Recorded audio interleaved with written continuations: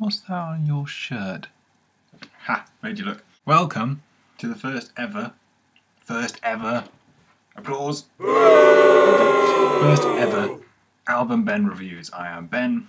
We're reviewing albums. AlbumBen reviews, not AlbumBen reviews or AlbumBen reviews. Very funny. Firstly, I'd like to point out, if you watch my manifesto video, you'll notice, same clothes, I am doing this in the same day. I promise you I'd be committed and everything. Addition of cardigan, because it is rather chilly outside. When I say rather chilly, if you're watching this in, like, Siberia or anywhere cold, anywhere actually cold, you'll know this is not cold. But England will grind to a halt. I was going to be reviewing what I think is probably the all-time album today, because, you know, start it with a bang. But I'll get on to what that is when I eventually review it. Ooh, secrets you'll have to watch and find out.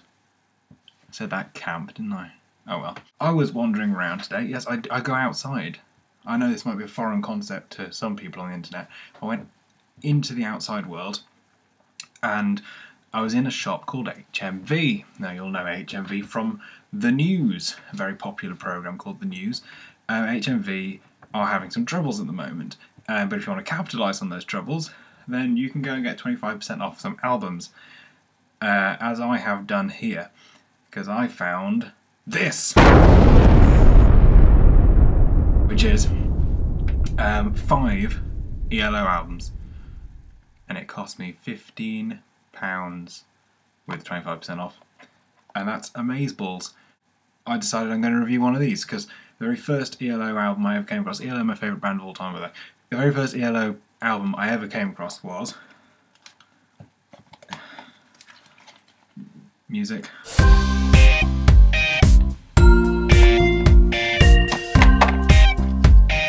Time. Why don't I just show you a show slide? Time.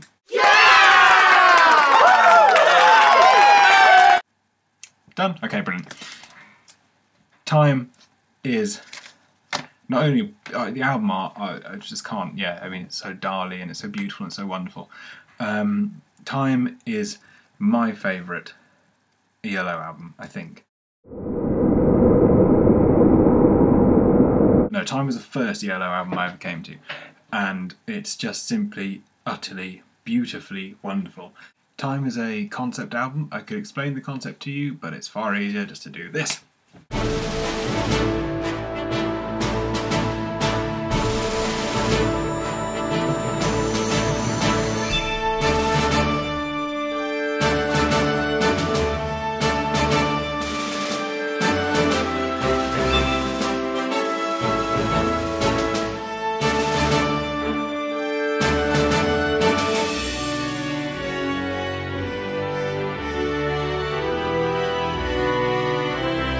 It's actually, I think, a massively underrated album as well.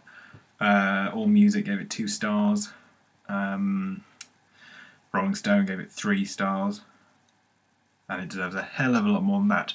Don't worry though, they don't know what they're talking about. I do. I will give them my scores out of 11 in a moment after I've just sort of rambled about it for a few more minutes.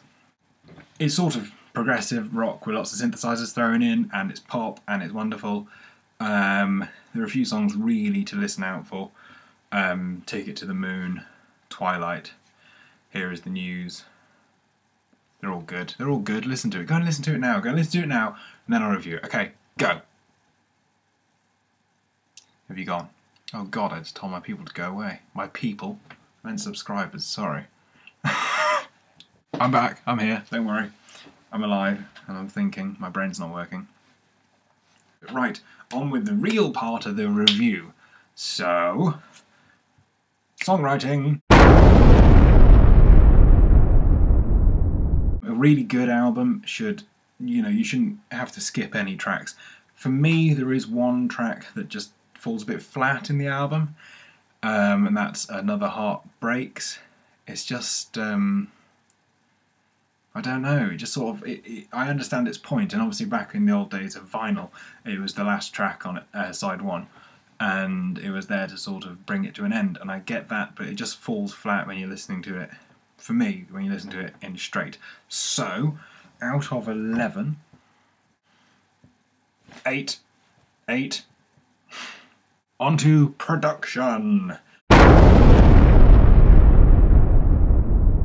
Now, Jeff Lynne is famous for having produced pretty much everything he's ever written, and he's one hell of a producer. The production on this album is utterly mind-blowingly brilliant. Made in 1981, remember. Go and listen to it. 1981. There's not much I can say about the production because it's just very good. If there was something bad about it, I could bring it up. Let me just think. Is there anything bad about it? Is there anything bad about it?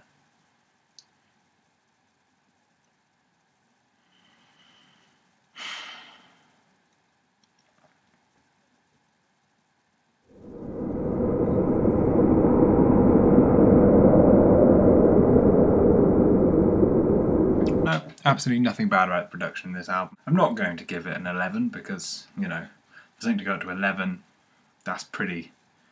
It's got to be above and beyond, and this isn't above and beyond, but it is everything that it needs to be. 9 out of 11.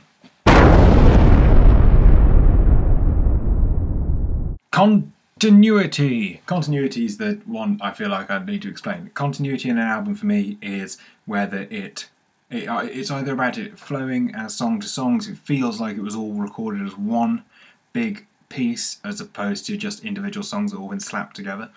And also if it has got concepts like this one has, like I've already gone through, or if it's got a narrative, then that obviously will play into the hands of continuity. There is one thing that stands out for me, and that's Hold On Tight. It feels like 20th Century Man should go straight into the epilogue for me, and Hold On Tight was just put in. It's a fantastic song and I love it, and there's an entire verse that's in French and that's brilliant. But I probably have to take a few marks off it for that. 7 out of 11. Now I need to do some maths.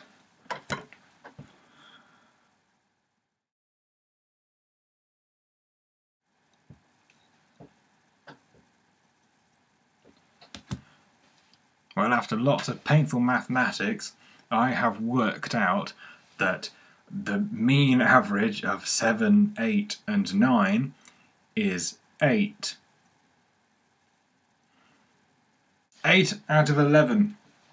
8 out of 11 for the entire album, okay? 8 out of 11. None of this bullshit 2 stars. 8 out of 11. Put that on Wikipedia. Not that I'm angry that Rolling Stone don't know what they're talking about and never have done. So yeah, that's time. Go and listen to it. Go and listen to it. And yeah, thanks for listening. What's next? Probably gonna do some news tomorrow. Music news. There's quite a lot of music news going on. Then Sunday's my day off, and then album reviews Monday to Thursday, and your music. It's you. I know you're thinking, God, I better put an album together quickly. Your music on Friday. So yeah, I better pop off. Sleep easy, insomniacs.